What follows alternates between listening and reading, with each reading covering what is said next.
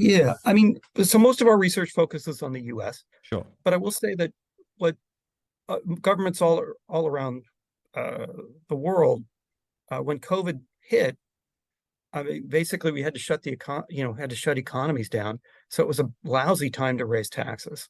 I mean, that's the exact wrong time to raise taxes. You wanted to actually increase. I mean, much of the spending was transfers to people who, we tell them not to work, and then pay to, you've got to subsidize. If you're shutting down the economy, you've got to keep people from going bankrupt. So you've got to write them checks, and you can't pay for that.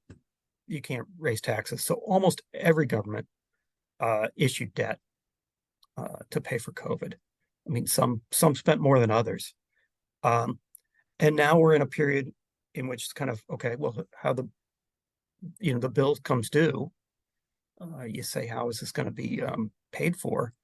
And uh, the question is, are you going to pay for it by raising taxes? Or are you going to pay for it by cutting spending? Or are you going to pay for it by delivering low returns to the bondholders? And what we see is that essentially it looks like in the US and around the globe, COVID's going to be paid for by low returns to the bondholders.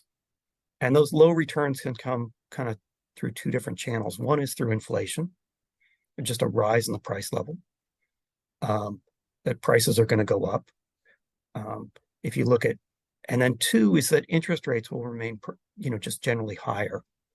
And with interest rates being higher, the people who bought these bonds, back in 2018, 2019, 2020, 2021, when they bought them at very low coupon rates, are going to realize that their bonds are no longer worth par. They're now worth Right. 85 cents on the dollar, 90 cents on the dollar, because interest rates have gone up, bond prices go down. So we're going to impose losses on these bondholders kind of two different ways. One is through higher interest rates, and then second through inflation. And I mean, there's a lot of talk today about how inflation is transitory, but it's not like the price level is going down. Yeah, And the price I level think, will be, can you just like yeah, unpack this or maybe elaborate a little bit more on yeah, the sure. inflation side? Because it's we are recording this mid-July, Yep. 2023, and latest data is 3% inflation in the US, 4.8 core inflation. So that obviously includes energy and, food, etc. So how do we explain this? So like, it seems to me that, the narrative has shifted. I mean, like there's still like a hike priced in and so on and so forth, but like there's a shift again in narrative. But you are saying, okay, there's like something more structural that we need to kind of pay attention here, right? Yeah. So I would keep in mind, these are all inflation rates are increases in the price level. And I mean, just think about a little bit of like, this is where thinking about back to wars matter. So after World War I and World War II, within a few years of the end of both of those wars, so think about sort of basically 5 years after the war ended, the price level was 50% higher than it was when the war began. Okay. It's Interesting. just the consumer price index. That essentially means that the bonds that were issued to pay the bond are now worth 50% less. That's just imposing a loss that's a loss. Okay.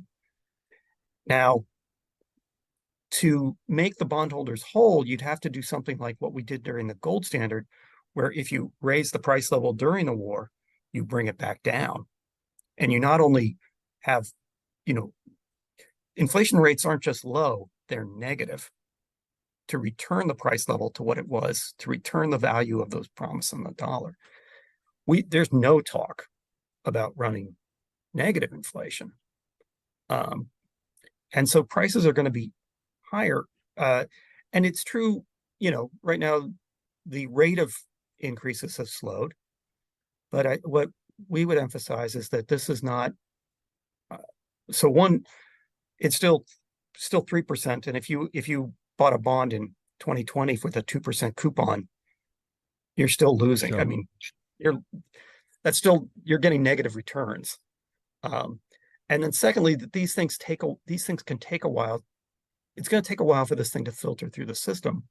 And if you look at World War I and World War II, yeah, the price level didn't jump immediately, but over the course of sort of the 5 years after, you saw prices just continue to go up. And we see, I can't help but think that there's a lot of pressure still for prices to rise. We're running large deficits. Unlike World War I and World War II, where we ran surpluses, that is, we set taxes above spending immediately after those wars. Here in the United States and in many other countries, we're going to continue to run primary deficits, adding a lot of fiscal stimulus that, you can say, well, the monetary authority should then, raise interest rates to lower aggregate demand. But remember, they've got to counteract all this deficit spending that's increasing aggregate demand. So you've got that on there that's going to add inflationary pressure. And I mean, if you just kind of look at like who's going to pay for this $5 trillion, it's not going to be the taxpayer because there's no interest in the United States in raising taxes. It's not going to be recipients of government spending because there's no interest in cutting spending. And so the only group left is the bondholders. And I think they're going to be the ones that pay the losses, that incur the losses. And so then you think about, well, who are they? A third of them live abroad from the United States. And that's, imposing losses on foreigners to subsidize our spending. Sounds good. I mean, the U.S. taxpayer is going to go, yeah, we do that, yeah.